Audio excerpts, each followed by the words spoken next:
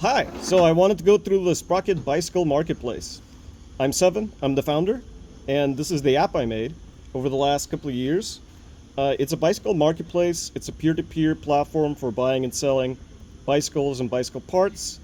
It's international, it's already live on iOS, on Android, and on web. We're also on a couple of other platforms and marketplaces, but in general, thing works. People love it. It's very popular in India, in the United States, in Brazil. Uh, yeah, and how it works is a little different than some other marketplaces you may be used to. So I kind of wanted to go through that. Probably the most similar analogs would be something like eBay or Facebook Marketplace or Craigslist or Mercari and OfferUp if you're from the United States. And also, it might be similar to um, Pink Bike and some specialized marketplaces, maybe Bike Exchange. There's a few other ones. These marketplaces, a lot of times, they like appear and disappear within a couple of years. This one's been running for 10 years now.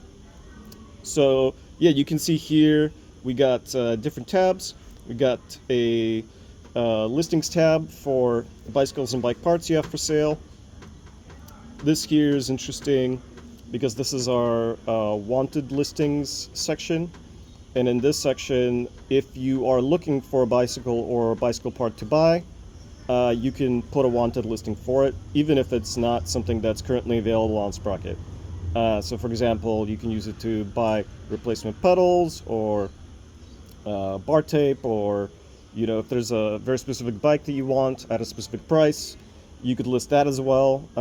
Anything goes really, as long as it's bicycle related and appropriate, of course. On this tab, there's just a kind of a news tab that I put together.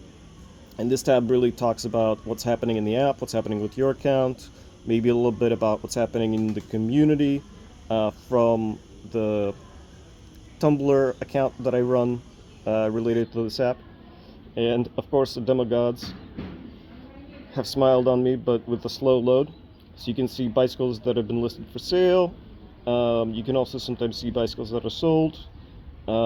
We ping bike index and show bicycles that are stolen to help get an extra set of eyes on them to try to aid in the recovery of these bikes. And yeah, community posts, all that. You can see our accounts through here. Yeah, so that's pretty fun. And then this here is going to be your profile page. And on this page, you can see kind of like the bicycles and bike parts you're selling currently, things that you've sold in the past. You can see I really have a lot because I use my app constantly. And sold a couple of things, bought a couple of things. The app really does work. Now, probably what you're wondering about here is how it works in terms of buying and selling specifically. So what's unique about this is if you go in to a bike listing, it shows you here the different contact methods that you take and also the payment methods that you take. And this is because on this marketplace, it's pay first and then you keep 100% of the profit that you negotiate with the buyer or seller. No, yeah. So then you have to kind of talk to them off platform, which is actually genuinely more convenient because not only do I not have to moderate it, and you can make use of more advanced encryption systems on these networks, but also you can use your favorite one and get the notifications that you're used to. For example, I love using Messenger, I use WhatsApp all the time, right? So instead of missing a notification from Sprocket, you get the notification when someone's interested from whichever app that you use. And then here you can see different payment methods. So these just let people know what you're willing to accept as a form of payment. For example, I will take PayPal. And then if someone clicks on it, it will copy the information to get that paid with as well. So it's super convenient. And yeah, and then in terms of the contact methods that Sprocket currently supports. Let's see. You got myself a little confused there. You can go in settings and you can see here which ones are not turned on yet and which payment methods are not turned on. So to go through these really briefly, we support Signal, Telegram, WhatsApp, Line, Google Hangouts, Facebook Messenger, standard SMS, Session, which is like even more encrypted, Signal, Viber, Kik, phone calling, and emailing. And then in terms of payment methods, you can add, everyone gets cash by default, but you can of course turn that off. We support Ethereum and Bitcoin because we believe in that future. WhatsApp payment, Venmo payment, Cash App payment, PayPal payment, Google Pay, Phone Pay, which is an Indian one that's really popular, Apple Pay, Samsung Pay, Square Cash by request, and Zelle. And of course, if something is not on here, you can always add more contact and payment methods in the comments that you make on your listing. So this is important how the app actually looks. So this is somebody selling a mountain bike, for example, in Spain. And you can see the name and the used status. Everything is used by default, but you can set it as new or refurbished or damaged even.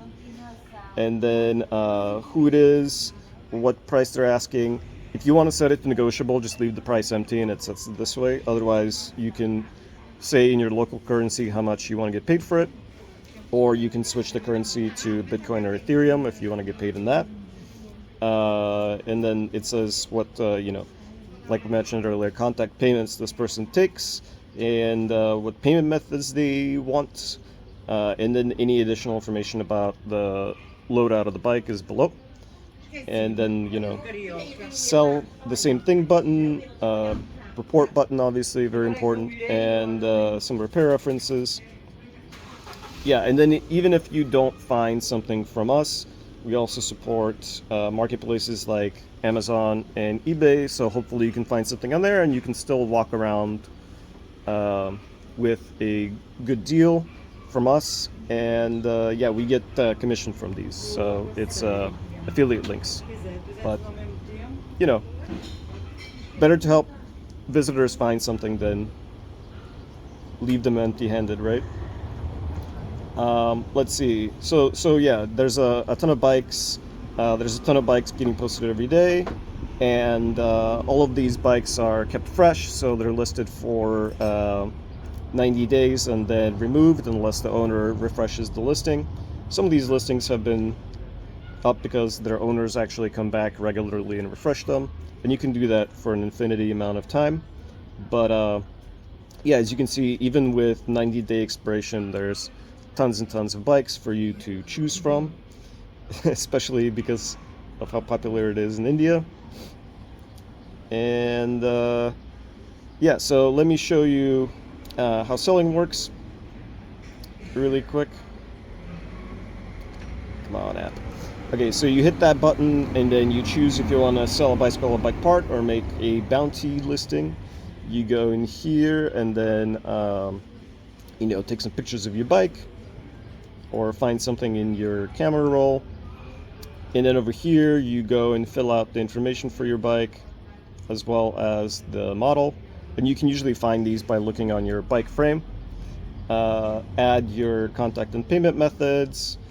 Here, add any additional information, as well as, most importantly, how much you want for this. Any description, blah, blah.